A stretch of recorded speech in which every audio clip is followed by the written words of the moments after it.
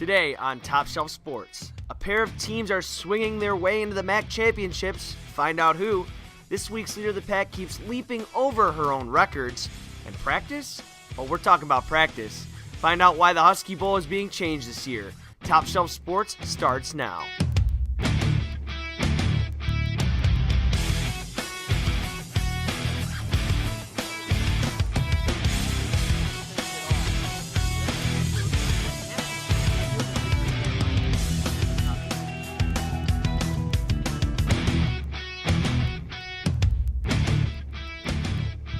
Welcome to the newest edition of Top Shelf Sports.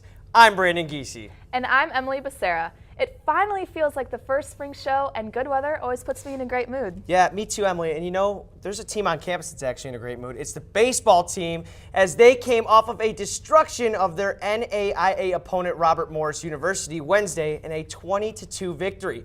The Huskies set a season high with 19 hits in their sixth win in the last 7 games. A handful of players had home runs and multiple RBIs, a streak they really hope to continue as they go back into MAC play today. NIU will begin play in Muncie, Indiana at 3 p.m. for a 3-game stand against Ball State University.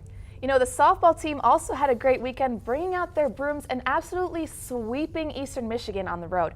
The Huskies outscored the Eagles 20-4 throughout the series with a solid performance from junior pitcher Alex Frenz, who struck out 3 in her 6 innings. NIU hosts the Western Michigan Broncos this weekend for a 3-game series kicking off today at 3. The track and field team is also currently in Des Moines, Iowa for the 109th annual Drake Relays at Drake University. The Huskies set a personal record as they had the second fastest 5,000-meter run in school history and their season best after running 2 events last night. Freshman Ashley Tutt ran the 5K Open in 16 minutes and 37 seconds. She came close but missed the current school record, which was last broken in 2016, also at the Drake Relays. NIU will continue to compete in the relays through Saturday. A certain track and field star has set the bar sky high for NIU athletics. Top Shelf sports reporter Martin Sotelo got a chance to speak with this week's leader of the pack.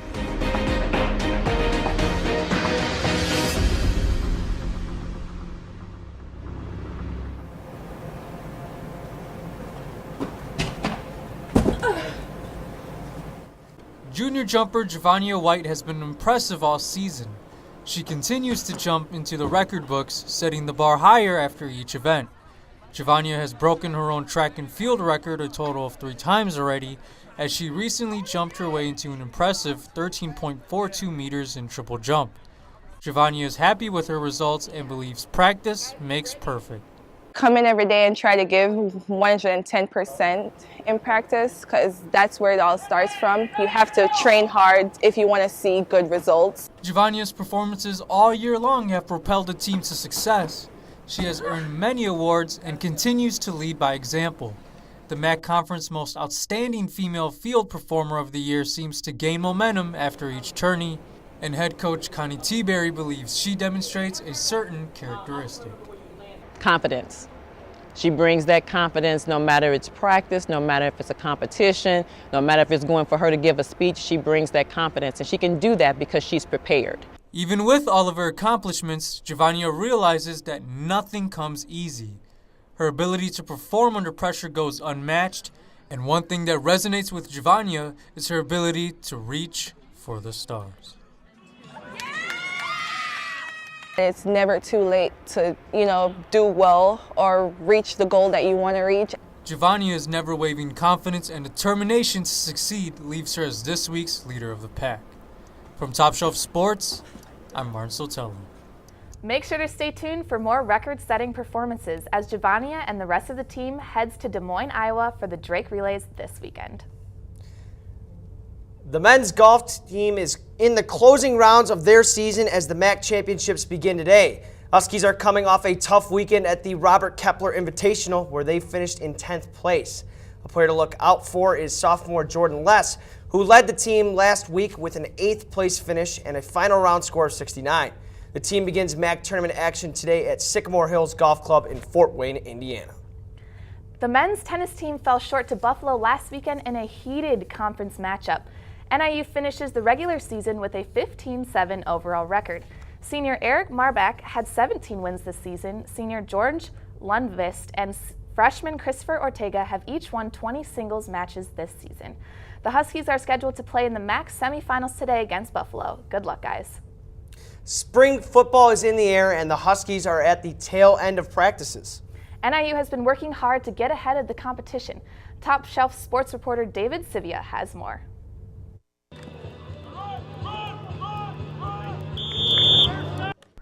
Spring practices are a time for competition, a chance for players to hit the gridiron for the first time in months. With no opponent across the field from the Huskies, they are using this time for preparation. Spring ball is a time to evaluate your strengths and weaknesses to improve the ball club. Every spring practice we come out and compete all day, every day. Receivers, DBs, O-line. It's been great competitiveness up and down the field. You know, I love it every day. So. Players are driving each other to be better players both on and off the field in all phases of their game. Younger players are rising to the occasion.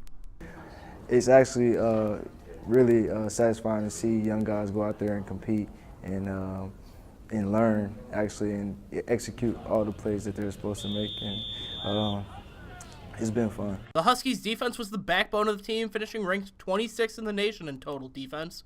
Despite losing key starters, the team is optimistic they'll return to form for the 2018 campaign.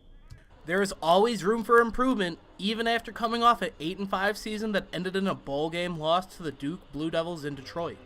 The Huskies have high hopes entering the 2018 season. I mean, win a championship, play very consistent in every game, get back to Detroit, but for the MAC championship, and win a bowl game, man. The Huskies seem determined to elevate themselves back to being the top dogs in the MAC. For Top Shelf Sports, this has been David Sivia. Now, NIU is moving away from the traditional Husky Bowl inter-squad game and into running a practice for their final spring event. Nonetheless, the Huskies hit the field for the final time until fall tomorrow at 2 p.m. at Husky Field. You know, there is another Husky team that's using camaraderie to create a family-oriented environment on and off the field. All right, well, let's send it over to the Husky Corner with Top Shelf sports reporter Martin Sotelo, who sits down with a senior member of the women's rugby team I'm now to talk joined by about Jessica the recent Stabino. success. Thanks, guys. I'm now joined by Jessica Stabino of the rugby team. And, you know, the first thing I want to get to is the team was established in 1996, and you guys are still going strong. So what has been the key to your success? And, you know, just in general, tell me a little bit about the rugby team. I would say it's because rugby's more than just like a club sport. We're more than a team. I'd compare it more to like a family or organization as much as like people compare Greek life to being a family. I feel like we give back to the community. We do charity work all around DeKalb, and I think we did the Fox Valley Marathon and stuff like that. That's awesome. And, you know, being a rugby player, I can understand that it's such a physical, you know, sort of sport to sort of play out. So how do you sort of manage and get through the mid-season wear and tear, so to say? I feel like it's like your teammates that just like pick you up when you feel down and like get you right back into it. And we're all like pretty close. We're all together, you know. After every game, we go to like someone's house and we like celebrate if we won. We like kind of brush it off if we lose, stuff like that. And I feel like rugby just becomes part of your identity after joining and being on rugby so long. And one thing that I've also known or noticed is that you guys have taken Sports Club of the Year honors, you know, for 3 consecutive years at one point. And from my understanding, you were a part of it, right, for half a year? Kind of take me through that sort of experience and what that was like. So we won Sports Club of the Year. I'm not entirely sure why we won it, but I believe we won it for actually giving back to the university as well as DeKalb and like doing charity work. And we always have like large numbers of girls going to the events. We're not just like, oh, here's 1 or 2 people. Like majority of the team will show up and help at these events. And last thing I want to get at is Is there a specific reason as to why you joined the rugby team? Like, what stands out about the team? I know you mentioned charity events, competing, but what Why what I brought joined you? the team? Yeah, what made you join? Well, at first, I, just like everyone else, was like, no, I don't think that's the type of sport for me. But every year, one person on the team was like, I think you'd be great at it. I think you should join. And I was like, all right. One day I was like, all right, fine. This is like the third person to come up to me since I came here. I'll give it a try. And I went to practice and I really loved it. I fell in love with being an athlete again. Like, I used to run, I used to play basketball, and it just like came back to me, and I like really liked it, and I liked how everyone was close to each other, and it was more of like a family and an organization instead of just a team. So. Well, thank you so much for joining us, Jessica. Jessica, it was really a pleasure. Back to you guys at the desk. After the break, two fraternities are left competing for the championship in one of campus's oldest traditions. We'll see if Miko continues to embarrass himself when he tries his hand at lacrosse, and we'll also find out who the Bears took in the first round of last night's NFL draft. Stay with us. You've messed up your son's haircut. Do you try to fix it? Work with what you've got? Or show solidarity? Thank you, babe. You don't have to be perfect to be a perfect parent. Thousands of teens in foster care will love you just the same. I'm Ferdinand. You look at me and think big. You think scary. But I'm a little misunderstood. Sorry, I almost killed you. Kids with learning and attention issues are misunderstood too. Take the time to understand. Learn more at understood.org. So we were walking to school. I started thinking about lunch. Mom packed me turkey and cheese. She's I really smart. want cheese pizza. Sometimes her mind wanders. We should have a sleepover. I remember saying, Laura? I think I heard Mom say something. The sign says don't walk. Sometimes it's so overwhelming. I really hope she doesn't I have really another hope I bad don't day have another bad day at today. school today. When you can see learning and attention issues from their side, you can be on their side. Go to understood.org, a free online resource with support and tools to help your child thrive. Papa!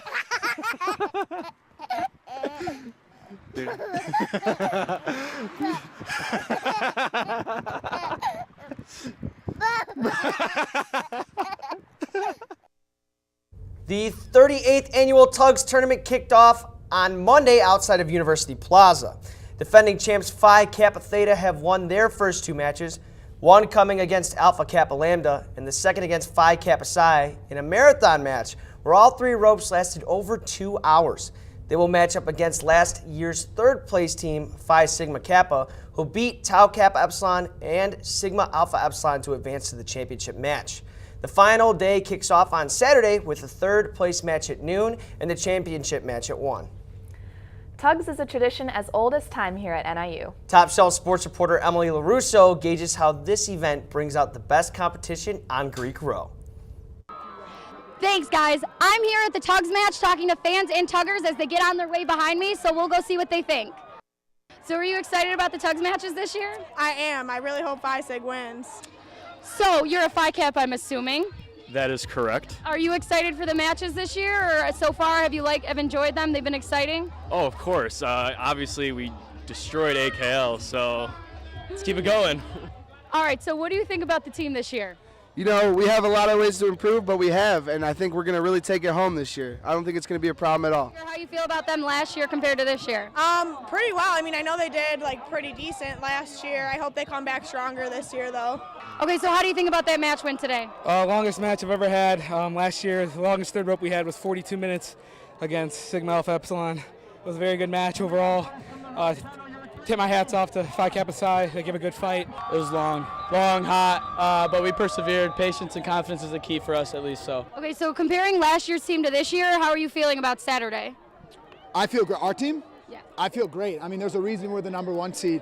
We've been doing everything we're supposed to be doing in the off season. We're just as fast, we're just as big, we're the same weight as last year. As your experience as a caller, so how has that been difficult as you last year and now your first rope this year? Going from tugging to calling was a big change, and you know, it's a learning process. I had all season to learn, and I figured it out. So. Well, that's all we have here today at University Plaza. The championship match will be at 1 o'clock on Saturday against Phi Kappa Theta versus Phi Sigma Kappa. Tomorrow is going to be one heck of a competition day for Phi Kappa Theta and Phi Sigma Kappa. Good luck to all the Tuggers involved, and may the best team win. Nico has performed so poorly at the NIU athletics level. I'm unsure if he's ever going to have a chance to beat anyone. Yeah, he's been really struggling. I mean, well, this week he's decided to just try to do club sports, so we'll see how lacrosse goes, and we'll see how if this is any better. I'm not betting on it. All right, I'm here with Noah Templin and Pat Mulhern. They're on the NIU club lacrosse team, right? So we're going to do a little challenge today, like I've done. Once Pat and Noah taught me some basic concepts, I went through some typical drills to get warmed up.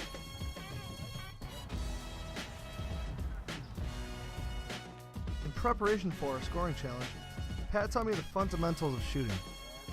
Aim your shoulder, and when you finish, you want it like an X. Expectedly, Pat made it look easy.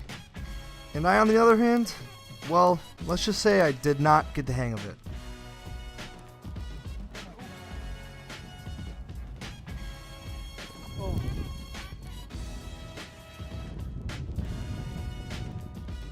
To say the least, it was embarrassing. Now I was real mad, so I decided to take Pat one-on-one.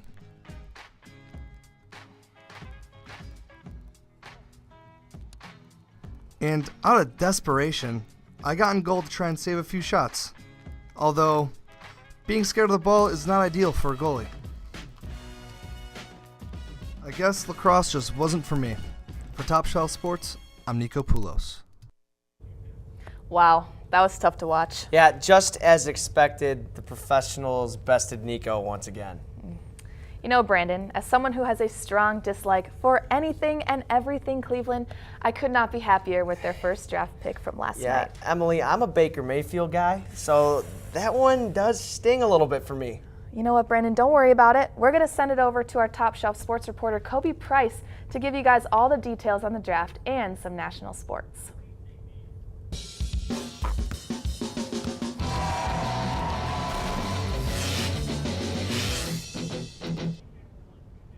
Thank you. My name is Kobe Price, and over 200 former collegiate athletes are going to be employed after this weekend as the NFL draft kicked off with a bang last night. The Cleveland Browns were the first team on the board and shocked the world with their selection. The Browns drafted Oklahoma quarterback Baker Mayfield with the first overall pick. The New York Giants, their plan ultimately worked out at the end of the day as they drafted Sam Darnold with the third pick of the draft and got their QB of the future. Wyoming's Josh Allen was selected by the Buffalo Bills with the 7th pick, and after trading up to get him, and Josh Rosen became the 4th QB to be selected in the top 10 when the Arizona Cardinals picked him up, making him a draft record for the most QBs taken in the top 10. In non-QB draft news, Saquon Barkley was drafted by the New York Giants. The Chicago Bears selected Raekwon Smith, and 4 Alabama defensive players were drafted in the first round. The Chicago Cubs hosted the Brewers last night, trying to stop the 8-game win streak without their star Chris Bryant. Kyle Hendricks took the mound for the Northsiders and was phenomenal with his fastball, pitching 7 while only giving up 4 hits and no runs. Only one run was scored this game when Kyle Schwarber took out his driver and golfed this one to the right field. Cubs take this one 1-0 and look to keep their momentum tonight with Yu Darvish on the mound. Transitioning from the north side to the south side, the Sox traveled to Kansas City to take on the Royals. This one was a home run derby for the Sox, slugging 5 homers, including 2 from red-hot first baseman Matt Davidson, who now has 7 homers on the year, 5 of which should come at the Royals ballpark, so it must be something in that Kansas City barbecue down there. Lucas Giolito allowed 2 runs on 5 hits over 5 2/3 innings, with the only mistake being a Jorge Soler homer. The Sox take this one 6-2-3. The first round of the NBA playoffs is almost behind us. The New Orleans Pelicans swept the Portland Trail Blazers for the first playoff series win in almost a decade. The Pelicans will face off against the defending champion Golden State Warriors for our first game of the second round tomorrow at 9:30 Central Time. The Milwaukee Bucks defeated the Boston Celtics in Game 6 of their series last night behind a 34-point, 13-rebound performance from Giannis Antetokounmpo. The Bucks and Celtics will match up in the first Game 7 of the postseason tomorrow at 7 p.m. There will be 3 Game 6s played today, as the Cleveland Cavaliers, Toronto Raptors, and Utah Jazz all have the opportunity to advance to the second round, with wins against their opponents tonight. The NHL playoffs saw their first Game 7 on Wednesday with the Bruins and Maple Leafs duking it out in Boston. The Bruins would go on to win the game 7-4 and advance to play the Lightning in the next round. The Golden Knights and Sharks kicked off their quarterfinals last night with a commanding win by the Knights 7-0. The rest of the field is set with the Penguins leading the Capitals 1-0 in their series and the Predators facing off against the Jets tonight. We're expanding our coverage here at Top Shelf Sports to the international level as the Volvo China Open is live and underway at the Top Wind Golf and Country Club in Beijing, China. England's Matt Wallace, who's currently ranked number 107 in the PGA standings, is at the top of the leaderboard with a score of 9 shots under par. Day 3 of the tournament will start later today at 5:55 p.m. Well, that's it for me on the national and international sports front. Back to you two at the desk, Brandon and Emily. When we come back, Mike will give you the keys to make sure your fantasy baseball team continues to play well. And we'll show you a jam-packed top 5 plays of the week that you won't want to miss. Stay with us.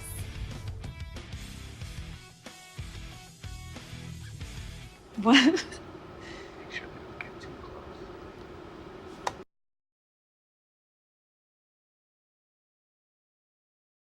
These are cool.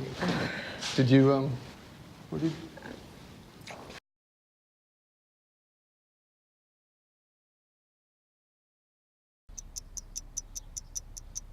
I understand. I know it's not your typical resume. Okay, well. But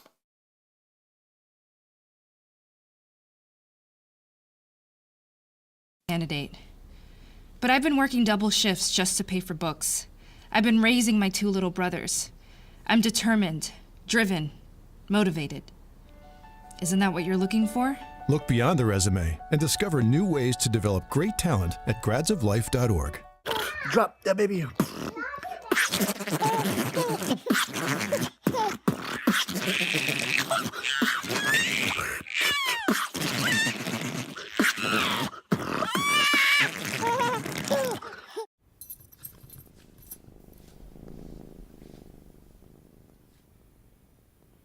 There's a shelter pet who wants to meet you. Meet one today. Visit theshelterpetproject.org. Adopt.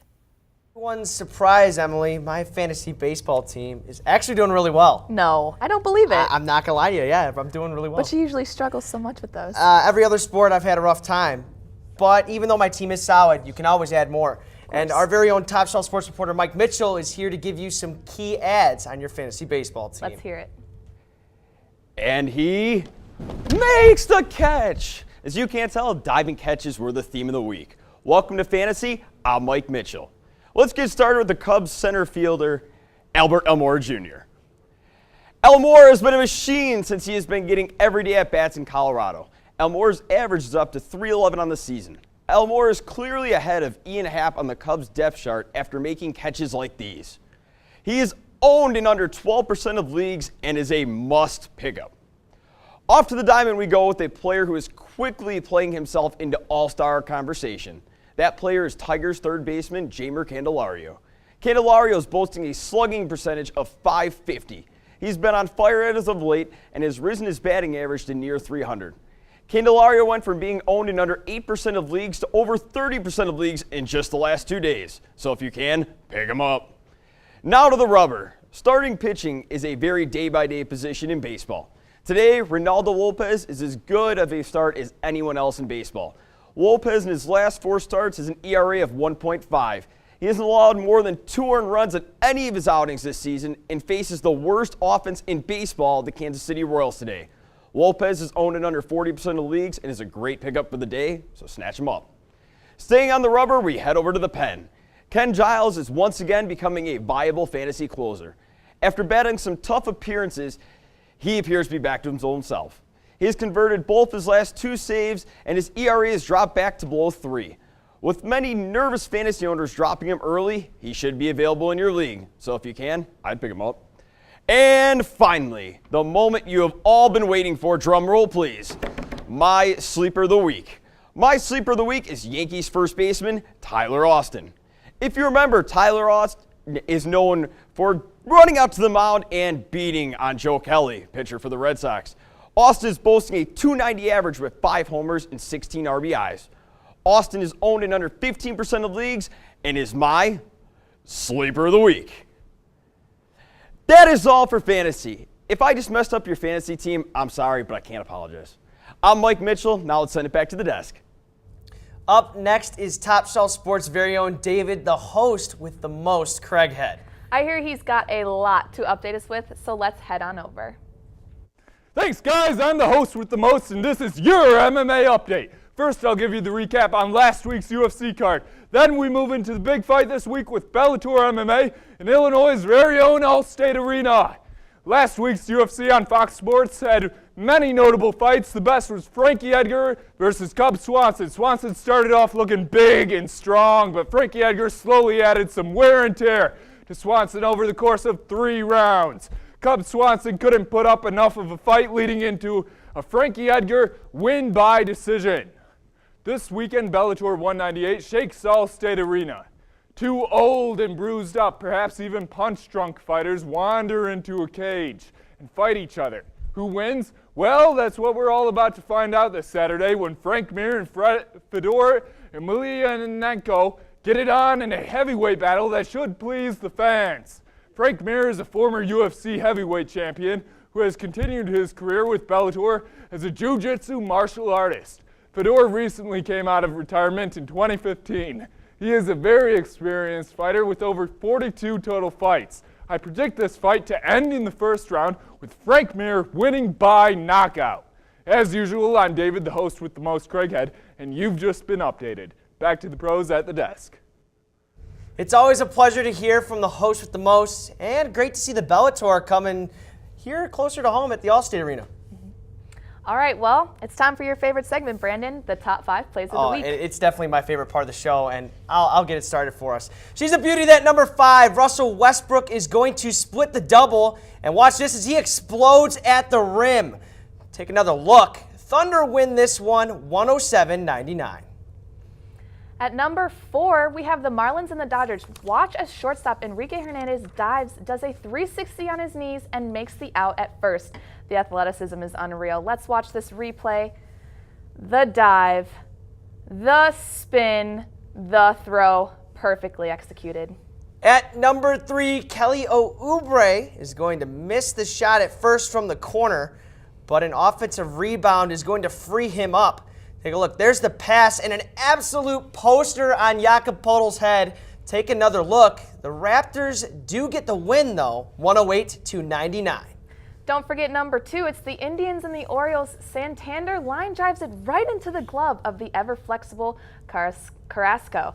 He then tosses it to Alonso on first base to finish off the second inning. And the number 1 play of the week, I don't think it's a surprise to anyone. It's LeBron James. He's going to come off the inbound pass here, pull up the 3 for the win. A cold-blooded dagger right there from LeBron James. And it only gets better from every angle. Shades of Michael Jordan. The Cavs win on that shot, 98-95. Incredible. Yeah, a great set of plays this week. Top Shelf Sports is produced and directed here by students at Northern Illinois University. For more on Top Shelf Sports, look us up and like us on Facebook. Be on the lookout for our various podcasts on SoundCloud. You can also check out our Twitter site at TopShelf_NIU to keep up with the latest sports content. Before we conclude this week's show, we would like to dedicate our entire production to our biggest fan, Carrie Nickel, the father of our colleague Scott. Carrie unfortunately lost a courageous battle to cancer. To quote the great Stuart Scott, "When you die, it does not mean that you lose to cancer. You beat cancer by how you live, why you live, and in the manner in which you live."